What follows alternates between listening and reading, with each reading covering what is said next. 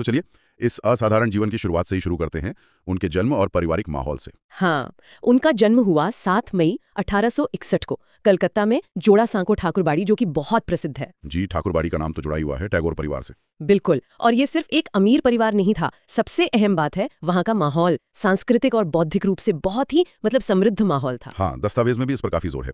पिता देवेंद्रनाथ टैगोर का जिक्र है। जी हाँ, देवेंद्रनाथ टैगोर वो सिर्फ जमींदार नहीं थे, वो एक माने हुए दार्शनिक थे और ब्रह्म समाज के प्रमुख नेताओं में से एक। ब्रह्म समाज उस समय का एक महत्वपूर्ण सुधार आंदोलन है ना। हाँ बिल्कुल, जो एकेश्वरवाद पर बल देता था, मूर्ति पूजा का विरोध करता था। तो घर में एक वैचारिक माहौल था। माँ शारदा देवी थी, लेकिन सबसे बड़ी बात, घर में साहित्य, संगीत, कला, नाटक, दर्शन, इन सब की एक धारा बहती थी। मतलब उनके बड़े भाई बहन भी इसमें शामिल थे। हाँ, उनके कई बड़े भाई बहन खुद कलाकार, लेखक, संगीतकार थे। तो सोचिए ऐसे माहौल में बालक रविंद्र का मन कैसे रचा बसा होगा। उनकी रचनात्मकता की जड़ें वहीं मजबूत हुई। और उनका बचपन, स्रोत कहता है कि वो थोड़ा अलग था, मतलब खेल कूद से ज्यादा प्रकृति में खोए रहते थे। पेड़, बादल, बारिश। हाँ, ये बात सच है। वो पारंपरिक बच्चों जैसे नहीं थे। उनका जुड़ाव प्रकृति से कुछ ज्यादा ही गहरा था। अच्छा, मतलब ये सिर्फ देखना भर नहीं था। अच्छा, दस्तावेज इसे बहुत खूबसूरती से कहता है, ये उनकी पहली पाठशाला थी। प्रकृति को महसूस करना, उसकी लय को समझना, ये सब उनकी कविताओं में बहुत जल्दी दिखने लगा। 8 साल की उम्र में पहली कविता, ये तो कमाल है। हाँ, ये उनकी संवेदनशीलता ही थी। प्रकृति जैसे उनसे बात करती थी और वो उसे शब्दों में ढाल देते थे।